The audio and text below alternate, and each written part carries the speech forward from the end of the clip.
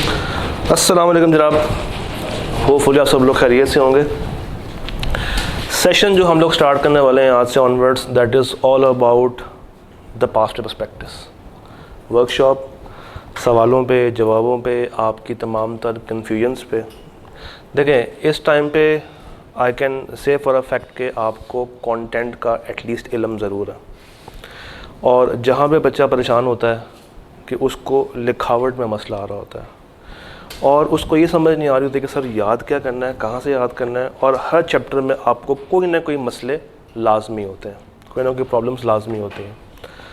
तो इस सेशन में हमारा अल्टीमेट फोकस यही होगा कि हम आपकी क्यूरीज़ को हैंडल करें, आपके अंदर जो परेशानियां हैं regarding B law chapter wise उनको देखें, और सवालों पे फोकस करें कि आई कैप का ट्रेंड क्या है और आई कैप किस किस तरह के सवाल रिसेंटली पूछना शुरू कर रहा है, और किस तरीके से ये एनालिसिस, ये जो पुराने सवाल हैं वो आपको हेल्प कर सकते हैं, आपको गाइड कर सकते हैं। तो आज के एजेंडे में हमारे पास 4 चैप्टर्स हैं from the contract act, chapter 2, 3, 5 और 8। तो 2 पहले करेंगे, फिर 5 करेंगे, फिर 8 करेंगे, और एंड के ऊपर चैप्टर नंबर 3 हम लोग करेंगे। चैप्टर नंबर 2 शुरू करने से पहले मैं ज़रा कुछ आइडिया आपसे लेना चाहूँगा। सर, पेपर का नाम क्या है? Business law. तो इस पेपर में कितनी ग्रेड्स हैं? 4 ग्रेड्स हैं। और कॉन्ट्रैक्ट एक्ट ग्रेड ए में आता है, ग्रेड बी में आता है? क्या सारे के सारे ग्रेड बी में आता है? एसेंशियल्स ग्रेड बी में आते हैं, और जो परफॉर्मेंस वाला एरिया है वो ग्रेड सी में कवर होता है। ग्रेड बी की कितनी वेटेज है? तकरीबन 25 ऑनवर्ड्स, 20 से 25, 25 से 30 मार्क्स की वेटेज है। ठीक हो गया। चैप्टर्स कौन कौन से कवर करता है ग्रेड बी? 2, 3, 4 और 5। तो 2, 3 और 5 यानी कि हम तकरीबन ग्रेड बी के ऊपर आज काम करेंगे, और ग्रेड सी में से हमने एक चैप्टर उधार ले लिया है, चैप्टर नंबर 8। चैप्टर नंबर 8 में किसके बारे में है? चैप्टर 8 किसके बारे में है? वो तो 5 है। 8 कुज़ाई कॉन्ट्रैक्ट के बारे में। कुज़ाई कॉन्ट्रैक्ट्स वो एग्रीमेंट्स जो कि होते नहीं हैं मगर बन जाते हैं, हो जाते हैं। तो चैप्टर नंबर 2 से हम लोग अपनी कहानी को शुरू करते हैं। We have offer, acceptance, revocation, और साथ ही साथ उसका एक पोस्टल रूल होता है वहाँ पे। क्विक मैप बनाते हैं। हैदर भाई, ऑफ़र को क्या डिफ़ाइन करेंगे आप? कैसे डिफ़ाइन करेंगे आप ऑफ़र को?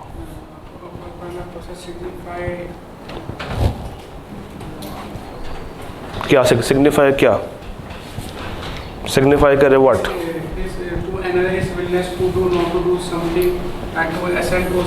एक बंदा दूसरे बंदे के पास जाता है और कहता है कि यार क्या तुम ये मेरे लिए काम करोगे, या इस काम से इज्तनाब करोगे, इस नीयत के साथ कि वो दूसरी पार्टी की हाँ या ना को जान सके। ये क्या है? ये ऑफ़र है। अच्छा, एक बात को आपने ध्यान रखना है, जहाँ जहाँ पे डेफिनेशंस आ रही हैं ना, जिस जिस चैप्टर में डेफिनेशंस आ रही हैं वो सारी की सारी आपने क्रैम करनी है। डेफिनेशंस को बिल्कुल भी हल्के में नहीं लेना। आई कैप जब मर्ज़ी चाहे कोई सी भी डेफिनेशन आपसे उठा के पूछ सकता है। तो जिस तरह आपके सामने भी ऑटम 11 का एक सवाल है, डिफ़ाइन एक्सेप्टेंस। तो डेफिनेशन के अंदर कोई दूसरा रूल नहीं है, इसको आपने हमेशा ही क्या करना है? क्रैम कर लेना। चैप्टर नंबर 2 में पहले वो बात करता है ऑफ़र के बारे में। ऑफ़र को डिफ़ाइन करेगा, डिफ़ाइन करने के बाद वो उसके एसेंशियल्स बताता है, और एसेंशियल्स के बाद वो लैब्स या उसकी रेवोकेशन की बातें आपसे करता है। अच्छा, एसेंशियल्स के अंदर एक कॉन्सेप्ट वो लेकर आता है इनविटेशन टू ऑफ़र का। इसे क्या कहते हैं? ये क्या है? What is invitation to offer? Offer नहीं होती, लेकिन वो आपको इनवाइट करता है कि हमारे पास आए, हमसे बात करें, हमसे रब्ता करें, हमें ऑफ़र दें, हमें ऑफ़र दें। ठीक हो गया। इसी तरह एक्सेप्टेंस के अंदर डेफिनेशंस हैं, और उसके बाद साथ ही क्या, एसेंशियल्स। इसके अंदर भी एक छोटा सा कॉन्सेप्ट आता है काउंटर ऑफ़र का। मिस, ये क्या होती है काउंटर ऑफ़र? जी मिस। मतलब कि अगर एक पर्सन को हमें ऑफर की है, ठीक है, कि आपको हम ये काउ दे रहे हैं, ठीक है, 50,000 में, ठीक है, और इसमें हमें कहते हैं कि नहीं, मैं 50,000 ही, मैं आपसे 35,000 में लूँगा। ठीक है। यानी कि ओरिजिनल ऑफ़र को जब आप कबूल कर रहे होते हैं तो उसमें आप अपनी कोई शर्त, कोई अपनी कंडीशन ऐड कर देते हैं। It is called counter offer. इसका एक और नाम भी होता है, कोई बता सकता है? एक और नाम भी होता है इसका। आई कैप के अक्सर जवाबों में आपको एक और नाम मिलता है, इसे कहते हैं क्वालिफाइड एक्सेप्टेंस। क्या कहते हैं? Qualified acceptance. यानी कि आपने एक्सेप्टेंस तो कर ली है मगर उसमें आपने कोई अपनी शर्त ऐड कर ली है, तो इट मीन्स कि वो प्रॉपर एक्सेप्टेंस नहीं है, आपने अपनी कोई कंडीशन बीच में ऐड कर दी है। इसे कहते हैं क्वालिफाइड एक्सेप्टेंस। और उसके बाद किताब बात करती है पोस्टर रूल के बारे में। ख़तों के थ्रू जो आपने ऑफ़र और एक्सेप्टेंस करनी है उसका क्या रूल है, कब कौन बाइंड हो रहा है, कब कौन बाइंड नहीं हो रहा। सवालों में हम उसको भी देख रहे होंगे। तो सर शुरू करते हैं मेन टॉपिक, इसके सवाल। ऑटम 11 वो कहता है कि एक्सेप्टेंस को डिफ़ाइन करें, और when is an acceptance considered valid under the contract act 1872। Acceptance को डिफ़ाइन करवा रहा है और साथ ये पूछ रहा है कि कब एक एक्सेप्टेंस को मैं वैलिड कंसिडर करूँगा, कब मानूंगा। बेसिकली 7 नंबर के लिए एक रट्टे वाला सवाल है। पूछना क्या चाह रहा है? डेफिनेशन तो उसने पूछ ली, यहाँ पे ये क्या मांग रहा है? एसेंशियल्स। क्या मांग रहा है? एसेंशियल्स मांग रहा है। तो 2 नंबर के लिए आपने सबसे पहले हेडिंग खोल दी एक्सेप्टेंस की, उसको नीचे आपने डिफाइन कर दिया। उसके बाद आपने एक लाइन छोड़ी और लिखा essentials of a valid acceptance, और आपने वो 5-6 बातें एज इट इज़ उठा के मेंशन कर दी हैं। अब यहाँ पर जिस बच्चे का रट्टा स्ट्रॉन्ग होगा वो 7 में से 6 नंबर, 6.5 नंबर, 5 नंबर, 5.5 नंबर आसानी से हासिल कर सकता है। तो आई कैप के जितने भी पुराने सवाल हैं ना, इसके ऊपर आपने फोकस ज़रूर रखना है, क्योंकि at any given time her paper में तकरीबन 15 से 20 नंबर के सवाल आपको एज इट इज़ रेप्लिका मिल जाते हैं फ्रॉम द पास्ट पेपर्स। अभी देखते हैं मज़ीद आगे। What is the time limit after which a proposal can not be revoked? हाँ जी, कब आप प्रपोजल को रिवोक नहीं कर सकते, किस टाइम के बाद नहीं कर सकते, या इन अदर वर्ड्स किस टाइम से पहले पहले आप उसको रिवोक कर सकते हैं? एक्सेप्टेंस से क्या चीज़? एक्सेप्टेंस दूसरी पार्टी तक पहुंचने से पहले पहले आप उसको रिवोक कर सकते हैं। मगर आप तो गलत मुझे बता रहे हैं। मैं इस वक्त क्या बात कर रहा हूँ? प्रपोजल की। और आप क्या बात कर रहे हैं? एक्सेप्टेंस की। ऑफ़र को हम कैसे कैसे रिवोक कर सकते हैं, किस किस टाइम से पहले पहले रिवोक कर सकते हैं? ऑफ़र की रिवोकेशन, एक्सेप्टेंस का ख़त पोस्ट करने से पहले पहले, ये तो हम पोस्टल रूल की बात कर रहे हैं ना। और अगर ख़त से ना हो फिर, अगर ख़त से ना हो फिर कैसे, कब, किस टाइम लाइन से पहले पहले? उस तक ऑफ़र कम्युनिकेट होने से पहले पहले आप उसको रिवोक कर सकते हैं। अगर आप ख़त के थ्रू नहीं कर रहे हैं और नॉर्मल वे में कर रहे हैं तो उस तक पहुंचने से पहले पहले आप उसको रिवोक कर सकते हैं। और अगर ख़त के थ्रू हो रही है तो फिर इससे पहले कि वो ख़त एक्सेप्टेंस का पोस्ट करे, आप उससे पहले पहले अपनी ऑफ़र को रिवोक कर सकते हैं। तो 3 नंबर के लिए उसने बिल्कुल आपसे कुछ मुश्किल बात नहीं पूछी है। ये किताब की सीधी सीधी सी एक लाइन है। How and on what grounds a proposal stands revoked? ये क्या पूछना चाह रहा है? How and on what grounds a proposal stands revoked? Offer को हम कब कब रिवोक कर सकते हैं? In other words he is asking about revocation या लैप्स ऑफ ऑफ़र। उसमें जो 4-5 शर्तें लिखी हुई हैं, ये सवाल वहाँ पे आपको टारगेट कर रहा है। एक मज़े की चीज़ आपको दिखाता हूँ। ये 2 सवाल ज़हन में है।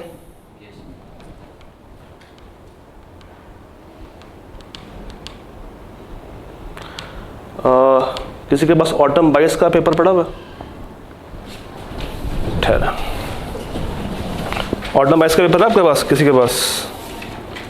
अगर नहीं है तो मैं आपको यहाँ से दिखा देता हूँ।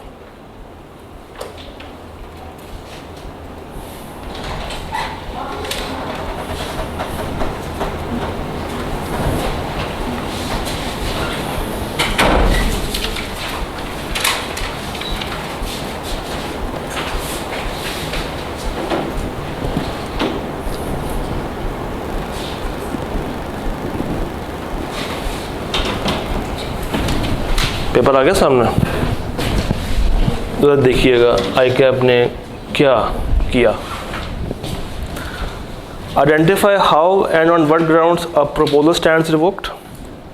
Also describe the time frame after which a proposal can not be revoked. 2 सवाल पकड़े जोड़ के, ऑटम बाइस तकरीबन एक रीसेंट अटेम्प्ट का सवाल है ये। So this is how you should prepare the past papers. किसी भी एंगल को, किसी भी सवाल को छोड़ना नहीं है। आई कैप एक चीज़ों को बार बार टेस्ट आपसे कर रहा था, उसके पास सवालों की लिमिटेशन है, उसके पास सवालों की लिमिटेशन है। तो जिस तरह आपके सामने है, वहाँ पे उसने 7 नंबर के लिए पूछा है, 4 के लिए और एक 3 के लिए। तो अगर उसने 2 मिला के 5 नंबर के लिए पूछ लिया, और वो बच्चा जिसने इन सवालों को पहले से प्रैक्टिस किया हुआ था, तो ये 5 नंबर उसके लिए बहुत ज़्यादा इम्पोर्टेंट है। डन। तो आपने सवालों को बिल्कुल भी इग्नोर नहीं करना, और कोशिश ये करनी है कि आप सारे के सारे सवालों को अटेम्प्ट करके जाएं, हाथों से गुजार के जाएं, लिख के जाएं। तो ये 2 सवाल पकड़े और उसने एक सवाल बना दिया। अच्छा, ये सवाल ऑटम 11 में आया था। एक्सेप्टेंस बता दें और उसके वैलिड। तो अब ज़रा देखते हैं। List the essentials of a valid, repeat हो रहा है 4 नंबर के लिए। कब हुआ? ऑटम 17 में। मज़ीद पीछे आते हैं। List the essentials of the valid acceptance, ये कब हुआ?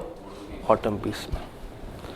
तो एक्सेप्टेंस से उसने 3 तरह के सवाल, 3 सवाल पूछे हैं एक ही तरह के। डिफाइन करवा रहा है और उसके बाद आपसे उसकी एसेंशियल्स पूछ रहा है। तो लिख लें, this can be tested again, क्योंकि ऑटम 20 के बाद इस तरह का सवाल उसने पूछा नहीं है। इस क्लास का अल्टीमेट पर्पज़ क्या है? आपको इंपॉर्टेंट एरियाज़ निकाल के देना, आपके मसलों को रिजॉल्व करना और आपके सवालों के ऊपर ग्रिप करवाना, ताकि आप उस पोजीशन में आ सकें कि कंटेंट के साथ साथ इस लेवल की प्रैक्टिस आपकी हो जाए कि चीज़ें आपके लिए बहुत ज़्यादा आसान हो जाए। तो यहाँ पे लिख लें, इस तरह का सवाल आई कैप दोबारा से पूछ सकता है कि एक्सेप्टेंस के ऊपर उसके वैलिड एसेंशियल्स बता दें। फिर मज़े की बात यह कि अभी तक जितनी भी सवाल है ना, उसमें अभी तक उसने ऑफ़र के एसेंशियल्स नहीं पूछे, आज तक नहीं पूछे। This can be another area of importance, offer के एसेंशियल्स और साथ उसकी डेफिनेशन भी, क्योंकि अभी तक उसने एक्सेप्टेंस और उसके एसेंशियल्स तो बहुत दफ़ा पूछे हैं, ऑफ़र और उसके एसेंशियल्स के ऊपर उसने अभी तक बात प्रॉपर्ली नहीं की। तो ये चीज़ें साथ साथ नोट करता जाएं, जो कि एग्ज़ाम पॉइंट ऑफ व्यू से इस दफ़ा के लिए इम्पॉर्टेंट है। ऑफ़र प्लस एसेंशियल्स और एक्सेप्टेंस के खाली एसेंशियल्स। अच्छा जी, पीछे आते हैं वापस। ये 3 सवाल हम लोगों ने कर लिए कवर। ऑटम 15 देखते हैं।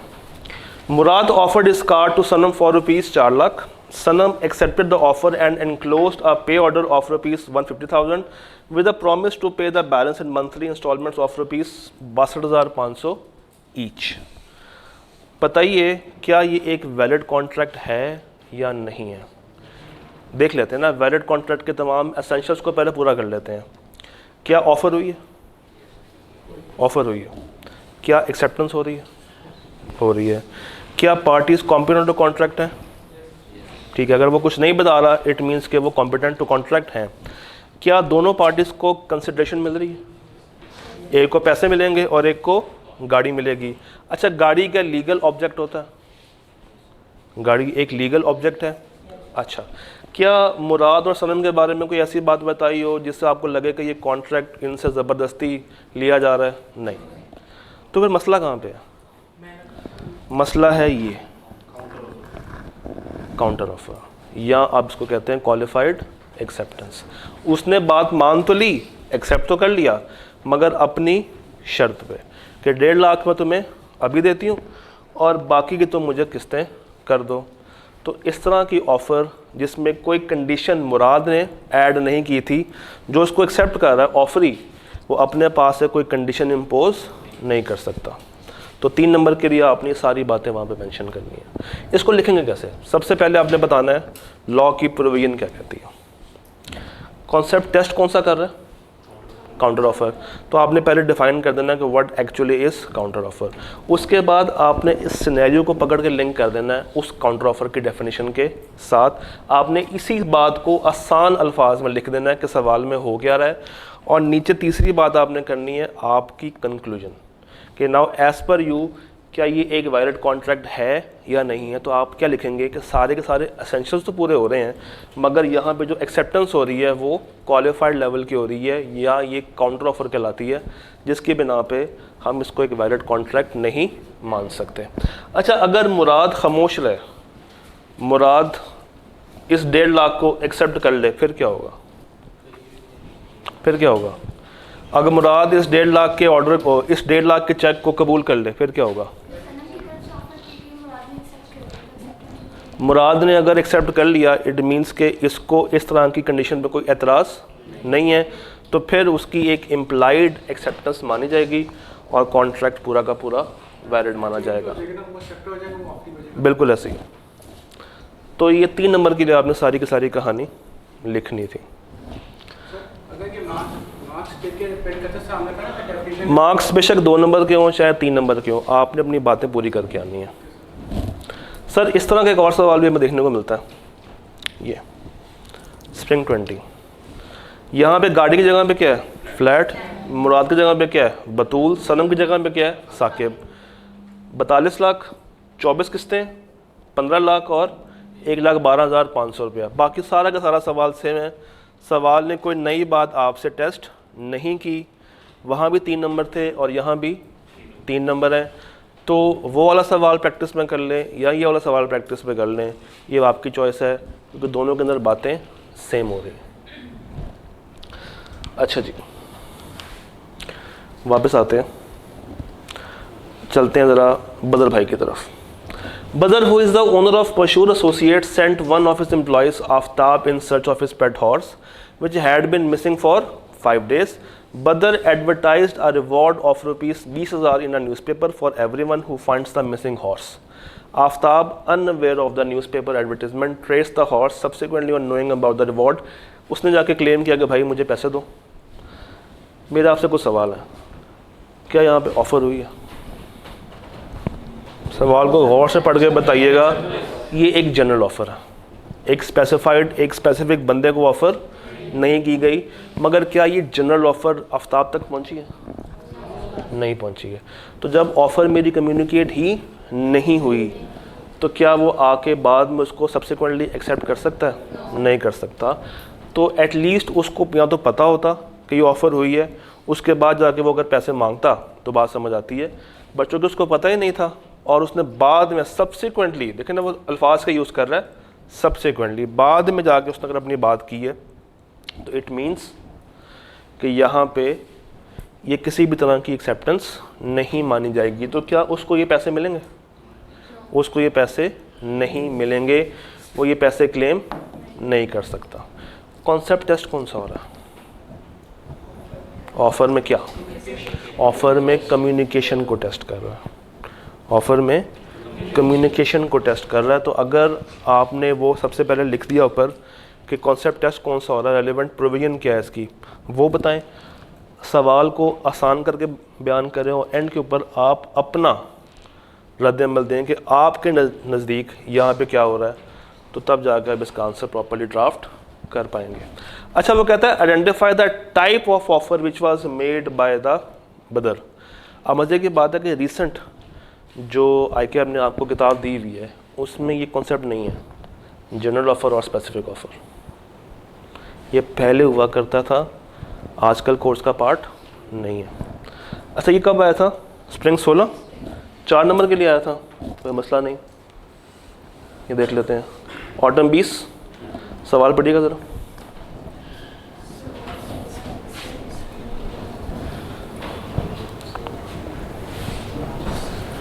सवाल पढ़े।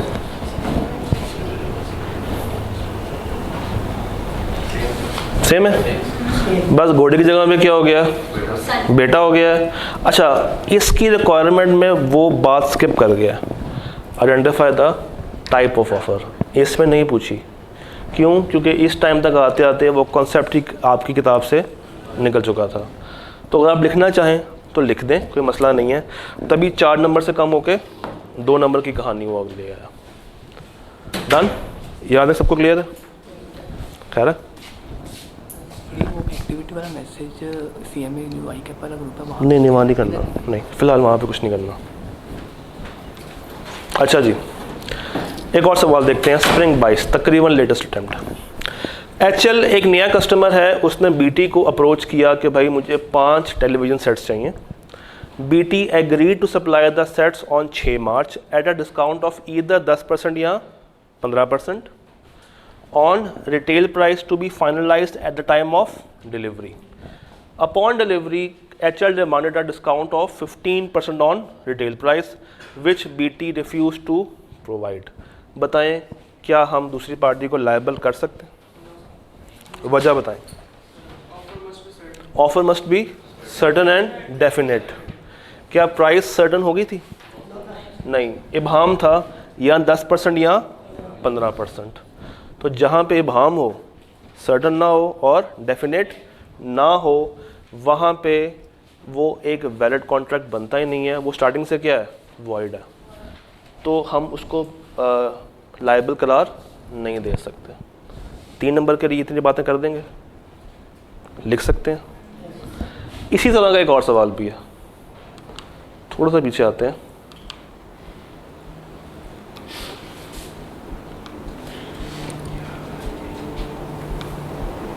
गायब हो गया, इसको देखें जरा, ये क्या कह रहा है? अहमद बीइंग इंटरेस्टेड, जरा पढ़ें सवाल को। अहमद भाई जो है वो इंटरेस्टेड हैं किसी चीज़ में।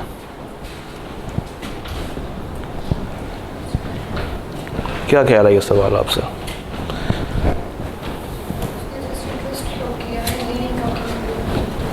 पढ़ते हैं। 2 नंबर का सवाल है और 2 नंबर के लिए आए कि आपने 3 और 3 6 लाइनें आपसे पूछ ली हैं। जालिम है ना, एक बहुत तंग करता है आपको। Ahmed being interested in purchasing Adil's DHA property. Ahmed भाई जो हैं वो इंटरेस्टेड हैं कि वो आदिल की एक डीएचए वाली प्रॉपर्टी को परचेज़ कर लें, और उसके लिए उन्होंने ख़त लिखा कब? 1 मार्च 2019 को। आई हैव हर्ड, मैंने सुना है, that you are selling your DHA property. I am very much interested in purchasing it. Will you please consider selling the same to me? क्या कहना चाह रहा है? क्या वो ऑफर दे रहा है? क्या है ये? कुछ भी नहीं है बेसिकली, ये कुछ भी नहीं है। ये सिर्फ पूछना ये चाह रहा है कि बताएं आपको हाईएस्ट प्राइस क्या कोट हुई है, और अपना इंटरेस्ट जाहिर कर रहा है, अपना जस्ट एक लेवल ऑफ इंटरेस्ट आपको बताने की कोशिश कर रहा है। Adil replied, the highest quote for the property till now is 35 million. ऊपर वाले ख़त के जवाब में क्या जवाब आया कि अभी तक जो मुझे हाईएस्ट कोट लगा है वो कितना लगा है? 35 मिलियन का। बेसिकली उसके सवाल का सिर्फ उसने क्या दिया? जवाब। सवाल क्या था? What is the highest price you have been offered? Ahmad replied, I agree to buy your DHA property for rupees 36 million. Subsequently, Adil received an offer from Hamid quoting rupees 38 million for the said property. क्या liability होगी अगर वो 38 की बेचते? क्यों नहीं होगी? Offer ही नहीं थी, ऑफर ही नहीं थी। ऊपर जो कुछ हो रहा वो क्या है? इनविटेशन है, और यहाँ पे कोई वैलिड एक्सेप्टेंस नहीं हुई थी, सिर्फ और सिर्फ एक ऑफ़र ही थी जो कि 35 मिलियन की सर्कुलेट कर रही थी। तो अगर वो दूसरी पार्टी को बेच भी दे तो लाइबिलिटी उस पर नहीं आती। Am I clear? बात समझ आ रही है? अच्छा जी सर, ये हो गया, ये हो गया, ये हो गया, डन डन डन, ये रह गया है, डन हो गया, ये भी हो गया, बतूल वाला भी हो गया, ये भी हो गया, और हमारा हैफनेम भी हो गया। आए ज़रा पोस्टर रूल की तरफ। मैं चाहूँगा पहले आप लोग ये सवाल खुद करें, गाजी और सलीम वाला। आपके पास होपफुली एक अदद रजिस्टर तो होगा, है ना? ज़रा निकालें और मुझे इसका ज़रा टाइमलाइन सी अगर आप मुझे बना के दें तो I would be more than happy. कुछ काम मैंने आपसे भी करवाने हैं, तो अगर आप लोग इस वर्कशॉप में हैं तो प्लीज़ मेक श्योर कि आप लोगों ने चीज़ें साथ साथ अटेम्प्ट करनी है। सिर्फ सुनने से देखने से गुजारा नहीं होगा। अगर पेपर पास करना है तो कुछ एफर्ट्स भी साथ साथ करनी है। सवाल अटेम्प्ट कीजिएगा ज़रा काइंडली।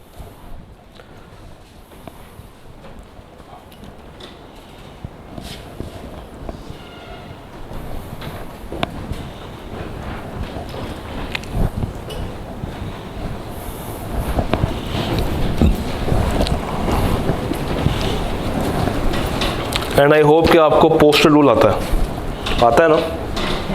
पक्की बात है। चलें करें तो देखते हैं कहाँ तक आता है, कहाँ तक नहीं आता।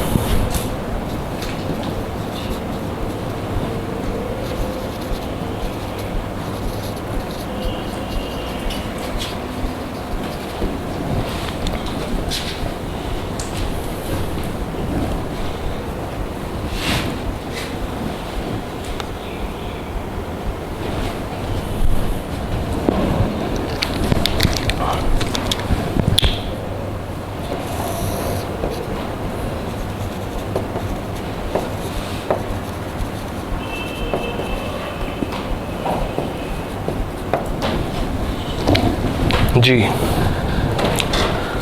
बनाएं, ज़रा सॉल्व करने की कोशिश करें, उसके बाद इसको डिस्कस करते हैं।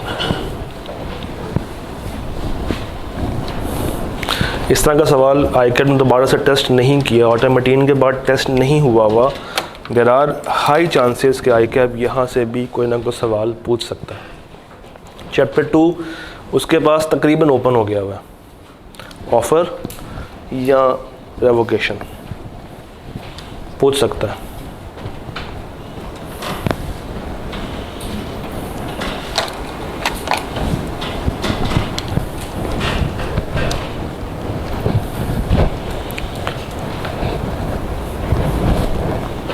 करें बनाएं।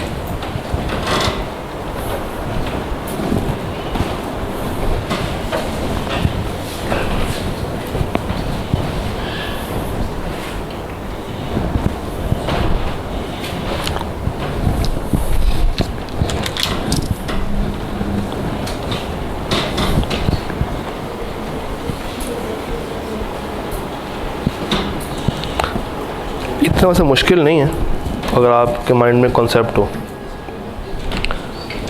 आपके पास 2 मिनट होगा, 2 मिनट्स।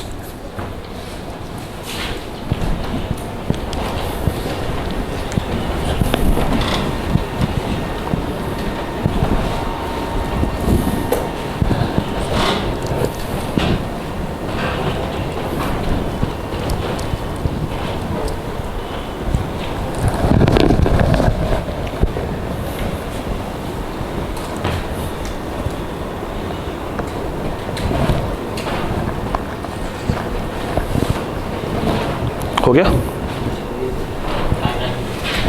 ठीक है, हाँ जी करें कहानी शुरू। चैनल जी ज़रा देखिएगा। On 3 September 2018 Salim offered by a letter to sell his laptop to Ghazi for ₹50,000। Ghazi received the letter on 5 September 2018। इतनी लाइन को यहाँ पर लेकर आते हैं। 3 सितंबर को ख़त लिखा और उसको पोस्ट कर दिया। कब लिखा है? 3 तारीख को ख़त में क्या है, लैपटॉप बेचना है, कितने का बेचना है, 50 का। गाजी भाई पे ये ख़त कब मिल रहा है उसको, 5 तारीख को। इतना बता दें कि ऑफ़र कब दूसरी पार्टी तक पहुंची है, 5 सितंबर को। तो क्या मैं ये कह सकता हूँ कि 5 सितंबर इज़ द डेट जब ऑफ़र कम्युनिकेट हो रही है? पक्की बात है। कोई अगर ये कहे कि सर 3 तारीख है तो उसका क्या इलाज किया जाए? झूठ बोल रहा है, उसको पता ही नहीं है। हाँ जी, किसी के माइंड में ये तो नहीं है कि 3 तारीख असल डेट है? पक्की बात है। तो यहाँ लिख लेते हैं कि ये वो डेट है जब ऑफ़र मेरी क्या हो रही है, कम्युनिकेट हो रही है। ठीक है, क्या एक्सेप्टेंस हो गई फ़ौरन ही? नहीं, ख़त है ना, कुछ टाइम के बाद जाएगा। अच्छा जी, 5 को ख़त पहुंच गया, 5 को हमारी ऑफ़र पूरी हो गई है।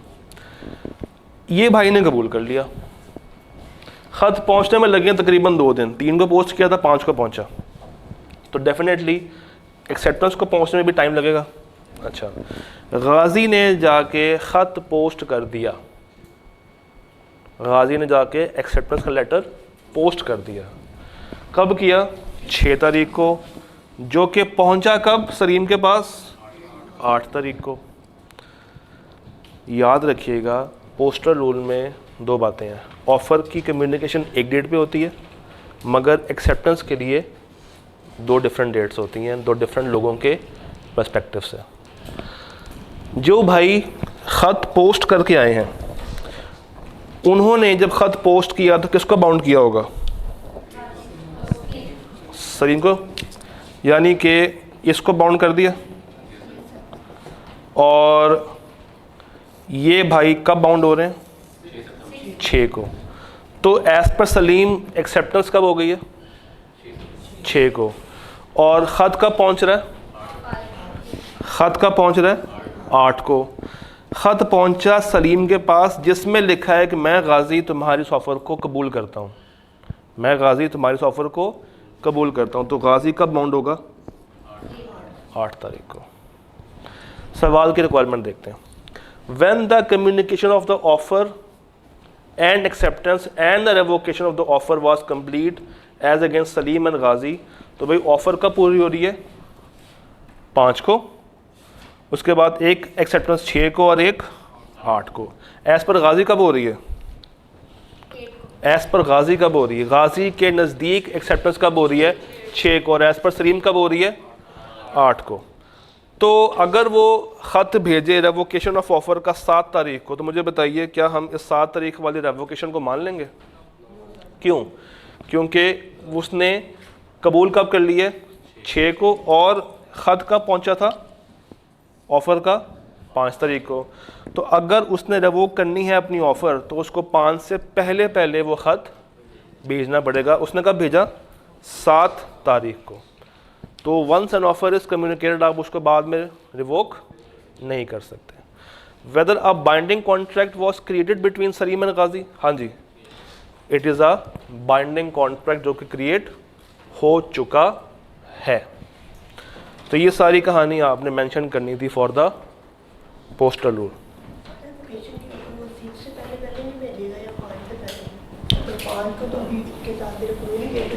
Salim wrote letter of revocation किस चीज़ का? ऑफ़र का। तो ऑफ़र कब पूरी हो रही है? तो उससे पहले पहले भेजना पड़ेगा उसको, ऑफ़र से पहले पहले भेजना पड़ेगा। डन। अच्छा, अगर ये बताइए, अगर गाजी ने अपनी एक्सेप्टेंस को रिवोक करना हो तो उसके टाइमलाइन क्या होगी? वो कब, किस डेट से पहले पहले? 8 से पहले पहले, 8 से पहले पहले। अब बात समझ आई? डन। एज अगेंस्ट से मुराद है कि जिस पार्टी की हम बात कर रहे हैं ना, उसके नज़दीक एक्सेप्टेंस कब पूरी हो रही है। एज अगेंस्ट गाजी से मुराद है गाजी के लिए, वो कब हो रही है? 6 को। और एज पर सलीम कब हो रही है? डन। अच्छा जी, 2 डन हो गया। तो लिख लें कुछ इंपॉर्टेंट सवाल जो कि आपको करने चाहिए। सबसे पहले जो आपने सवाल लिख के करने हैं, ऑटम बीस के ये दोनों सवाल, इसमें दोनों बातें कवर हो जाती हैं। ऑटम बीस का क्वेश्चन नंबर 4 लिख लें, ये आपने लिख के लाजमी अटैम्प्ट करना है। ऑटम बीस का क्वेश्चन नंबर 4 हो गया। उसके बाद स्प्रिंग बीस का 3C हो गया, स्प्रिंग बीस का 3C हो गया। स्प्रिंग 19 इसका कौन सा पार्ट है? 1 का B का 2, 1 का B का 2, और ये ऑटम 18 क्वेश्चन नंबर 4 का पार्ट B। तो ये 4 सवाल आपने कम से कम लिख के अटेम्प्ट करने हैं, हो जाएंगे। चलिए ये नोट कर लेना साथ साथ। हैदर भाई ये नोट कर लीजिएगा, मुझे आपने क्लास के बाद मैसेज करना, मुझे करना है, ठीक हो गया। ये 4 सवाल हमने चैप्टर नंबर 2 से निकाल लें, जो कि आपको कम से कम लिख के करने हैं। इसके साथ इंपॉर्टेंट एरियाज़ भी लिख लें, ऑफ़र और उसके एसेंशियल्स। आई कैप ने इसके ऊपर कोई बात अभी तक नहीं की। ऑफ़र और उसके एसेंशियल्स, अगेन पोस्टर रोल, ये 2 चीज़ें रिसेंटली आई कैन में टेस्ट नहीं की, देयर आर हाई चांसेस कि वो टेस्ट अगेन कर सकता है। Done. Chapter number 2 offer, acceptance, revocation. कोई सवाल, कोई मसला, कोई परेशानी है तो मुझे बताइए। चैप्टर 2 से कोई एम्बिग्विटी किसी भी तरह की, किसी वर्ड की समझ ना आ रही हो, किसी बात की समझ ना आ रही हो, तो पहले उस पर बात कर लेते हैं और फिर मूव करते हैं टुवर्ड्स द नेक्स्ट चैप्टर। कोई है मसला किसी का भी? सर कौन सा? हाँ, वो कह रहा है कि बताओ बाइंडिंग कॉन्ट्रैक्ट बनता है या नहीं बनता। तो आपने उसको ये बता देना है कि ऊपर वाली डेट्स को देखते हुए ऑफ़र भी टाइम पे हुई है, एक्सेप्टेंस भी टाइम पे हुई है, और रेवोकेशन का ख़त जो है वो बाद में आया है।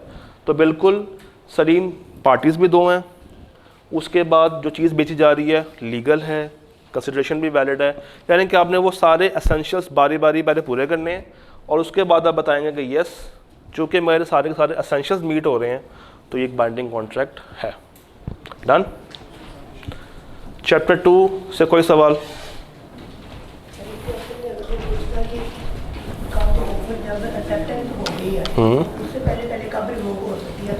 तो इन 2 डेट्स के बीच में, इन 2 डेट्स के बीच में, यानी कि ये अगर लेट सपोज पहुंचा है 3 बजे और ये ख़त पोस्ट कर रहा है नेक्स्ट डे सुबह 6 बजे, तो इस टाइमलाइन के बीच बीच में वो कर सकता है। असल में ये किताब जो है ना वो आपको डेज़ के ऊपर बात करती है, उसके अंदर आवर्स पे बात करती नहीं है। तो यहाँ पे 5 और 6 में जो 24 घंटे का फ़र्क है, शायद वो फ़र्क 24 घंटे का ना हो, उससे कम हो। तो उस घंटे के दौरान अगर आपने रिवोक करना फिर आप कर सकते हैं, मगर क्या एक्सेप्टेंस। वंस ऑफ़र कम्युनिकेट हो गई है तो फिर बाद में उसको रिवोक करना मुश्किल हो जाता है। डन। 2 पूरा हो गया, 2 हमारा पूरा हो गया। 5 को रिवाइज कर लें, फिर 5 के ऊपर बात करते हैं। पूछो।